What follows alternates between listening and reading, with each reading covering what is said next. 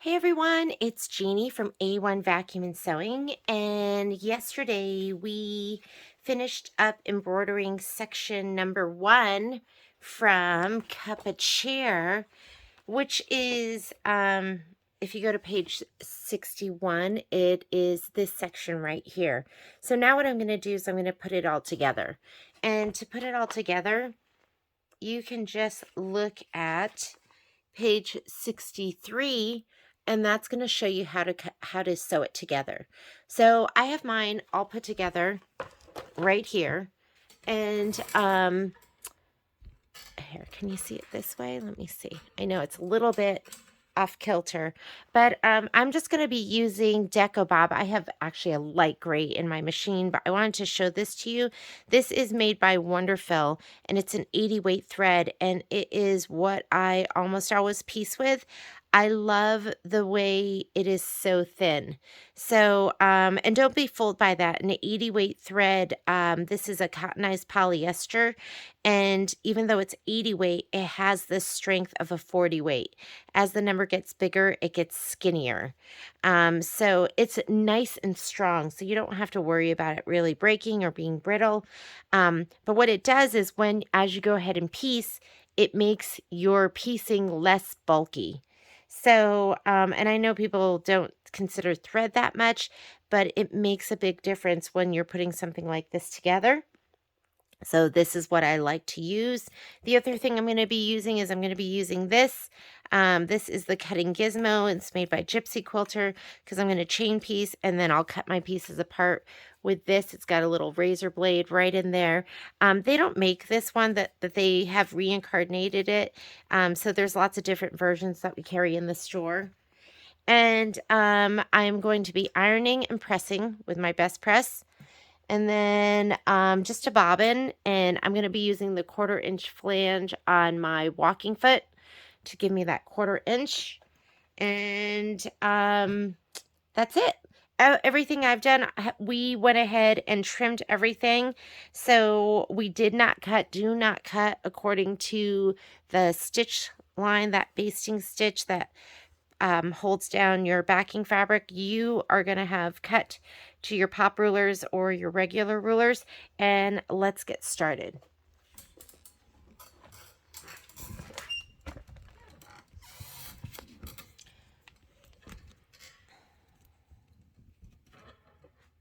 So my walking foot is already on my machine. Let me see if I can get this up higher.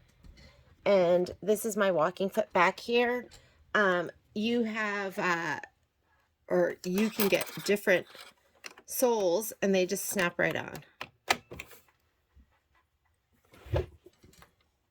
So I'm gonna, my machine's already threaded up.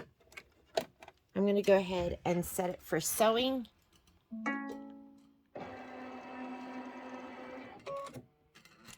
I like to piece at 1.8 when I'm using just pieces of, just like 2 pieces of cotton. I take my stitch length down to 1.8. This is thicker. Usually, I know.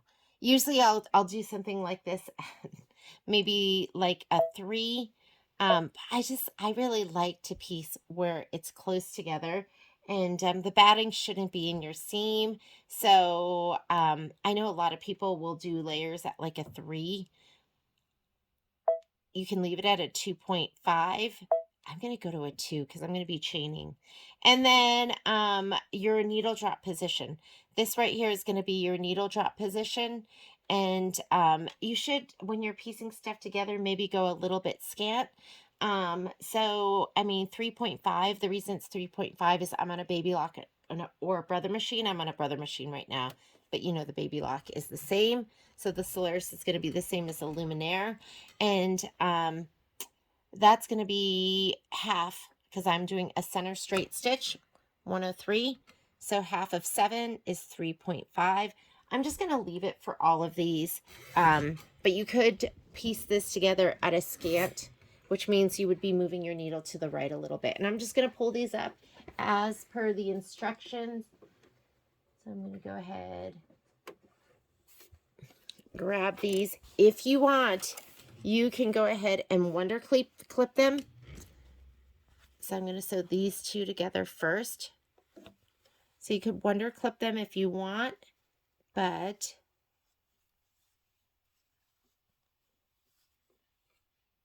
or pin, but they're pretty bulky that way, so I'm not going to do that. But I'm going to start with my needle down, so I have something to butt my fabric up against. And just keep in mind, the foot might push the top down a little bit.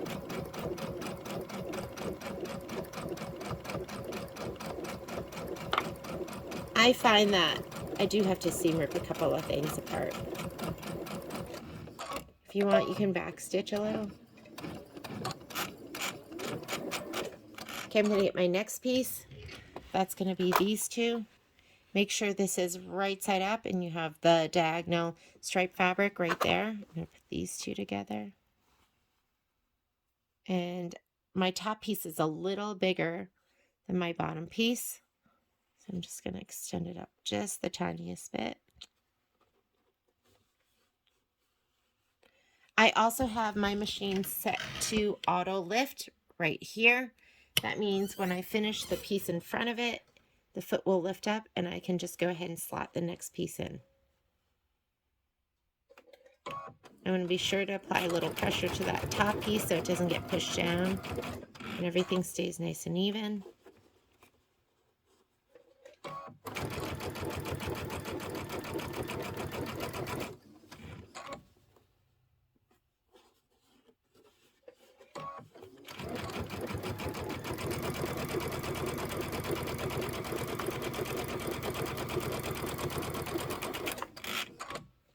Okay, now I'm going to grab some from the bottom. These two pieces go together. So I'm going to do the mug and the piece right under it.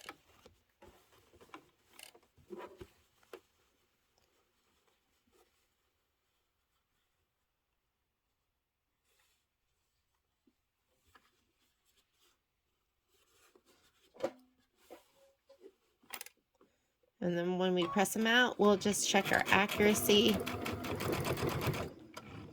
And don't be afraid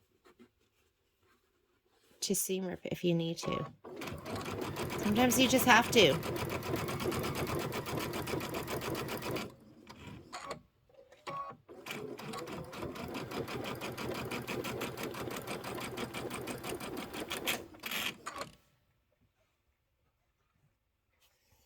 Now we'll do these two, the present.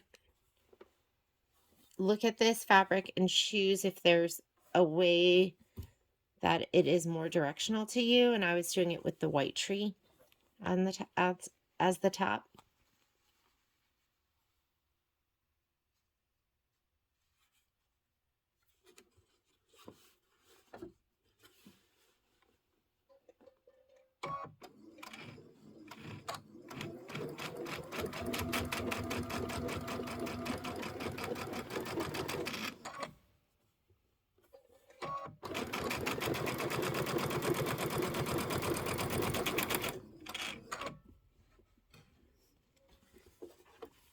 These two pieces.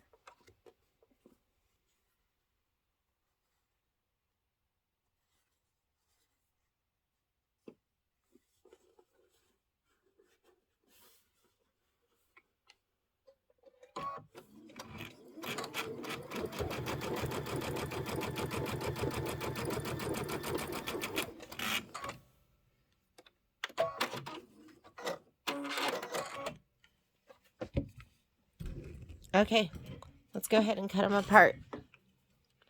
We should turn on this light too. My room's filled with ot lights. I mean, not ot lights, with daylights, which are really, really bright and wonderful. Okay, now let's go ahead and press these.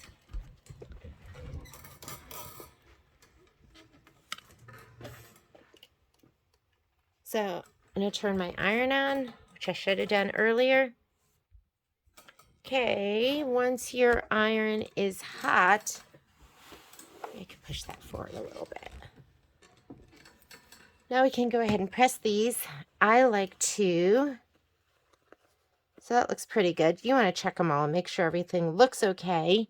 And I'm going to press it open and give it a little shot of best press, and then I'll press it open again.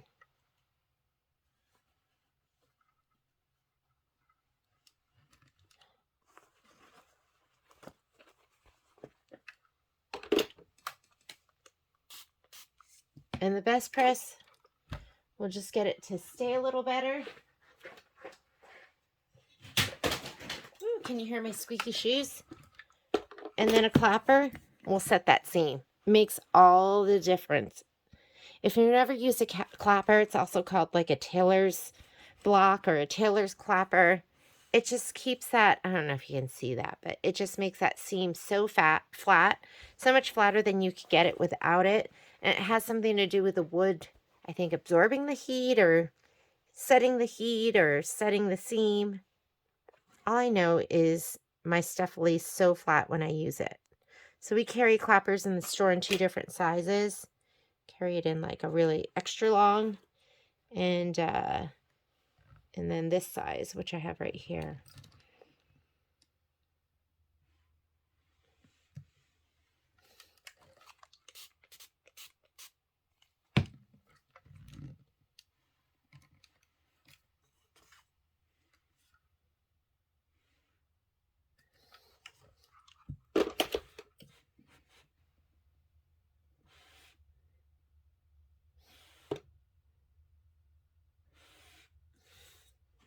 I mean, it looks so good that way. And every little extra thing you do, this one, see, I'm not quite even. I'm a little further up on this side.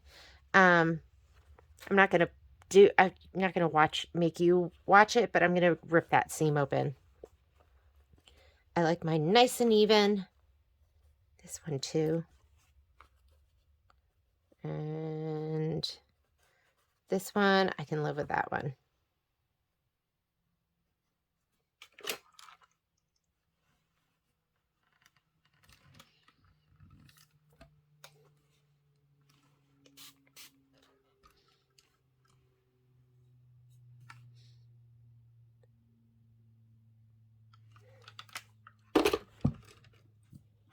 And it's up to you. How much of a perfectionist do you want to be? All right, and I'll be right back with those other seams. Okay, so I repressed these, or I re-sewed them, and I gave them giving them another little press. I press them with my best press, my iron, and my clapper.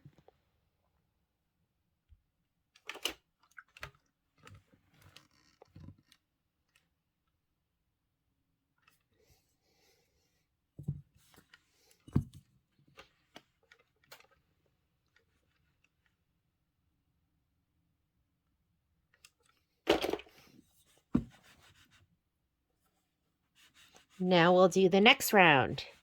So we will sew this little one right here to the snowflake. Make sure your order is right. And then these get sewn together. Wait on that one. But this one gets sewn to this one, and then it gets sewn to this one. Okay, so I'll take this to my machine and this to my machine.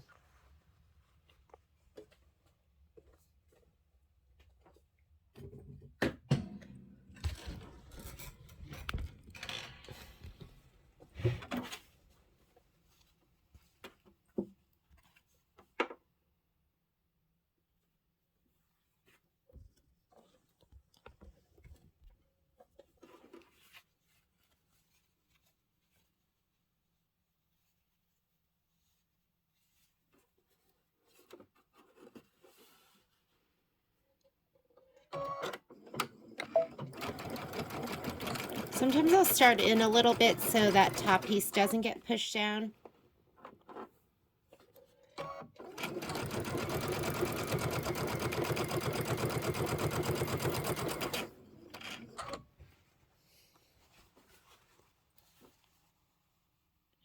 I'll start maybe like a 1/4 inch in. Sew down a little bit.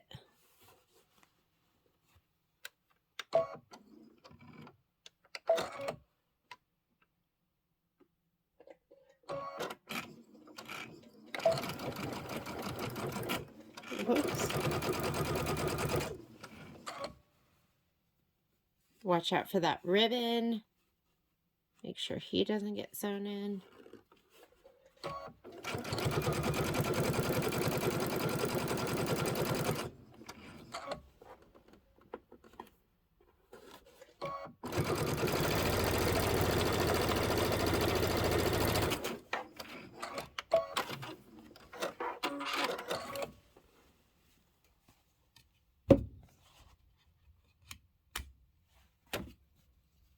This one looks perfect. This one looks pretty good. Okay, so I think we're good with those. I'm just going to sew this side on too. Make sure I have it in the right.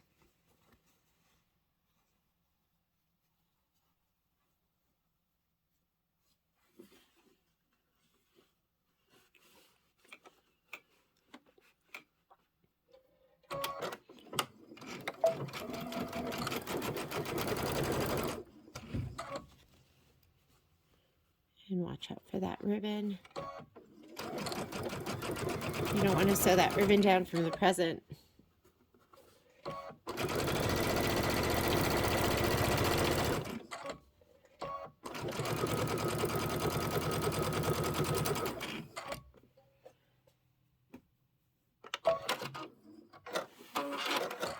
Let's press it all out.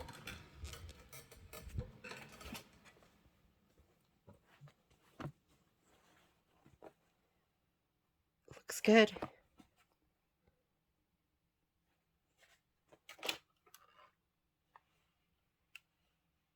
And I want you to clapper the heck out of it, especially where the joins are. And normally I wouldn't be pressing my seams open if because I am going to stitch in the ditch, but we are going to press them open here. Otherwise, if you press them to one side, they're just going to be bulky.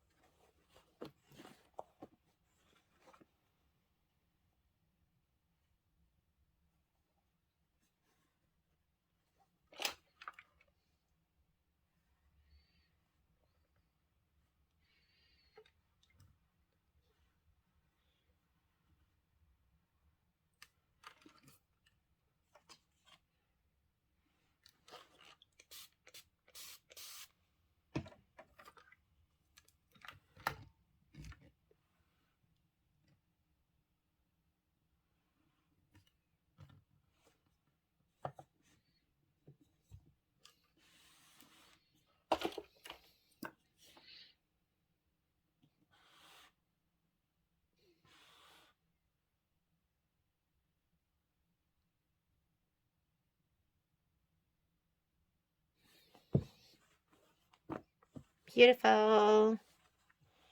Okay. We'll press this open and then we'll sew this together with the other top side.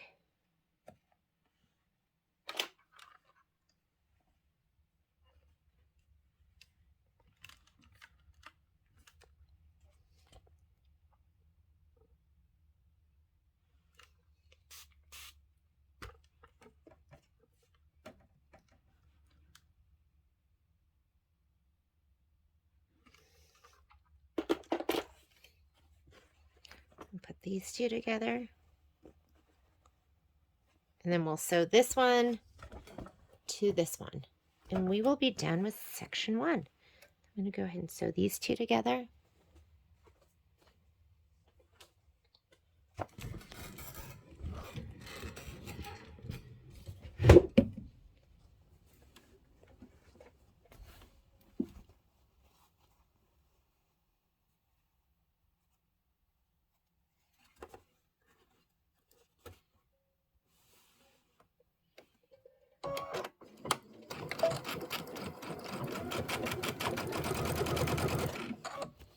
Make sure if you have any seams that are coming together that they're laying flat and that they don't get pushed.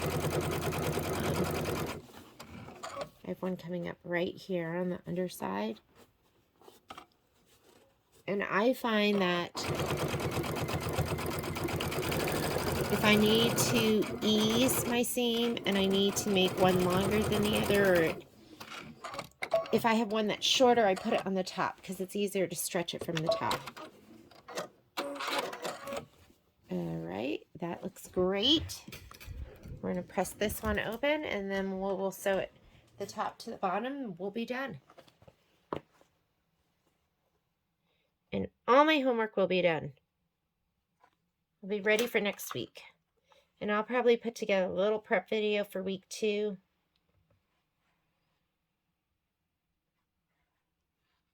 I know I have a lot of new people that have never done a Kimberbell quilt. This is a big one to be doing, so good for you.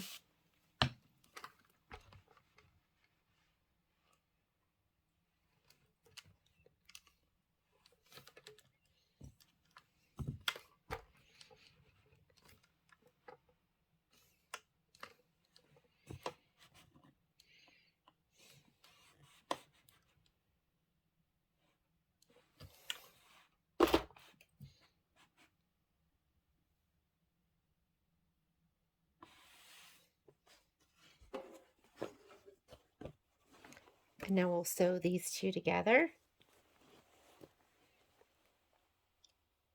Match up. Feel like this one's a little bit bigger, so I'm going to swing it around. I'm going to put this one on top. There we go.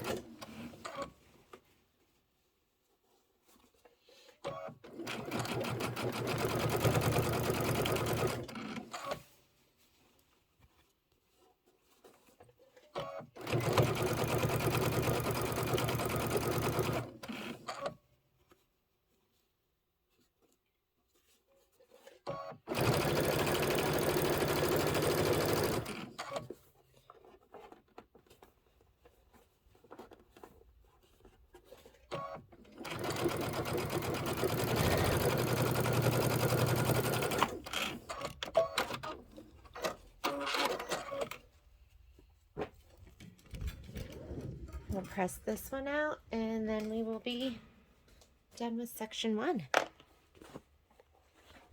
Looks great.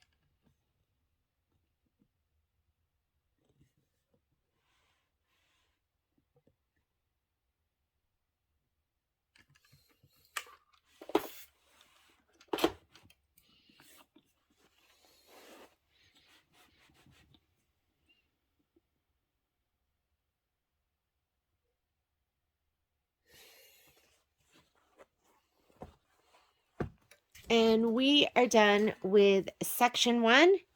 I'm not even sure how to tie up this little present, but I'm going to leave it with the tape on it for right now. And get ready for section 2. I'll see you next week. Bye.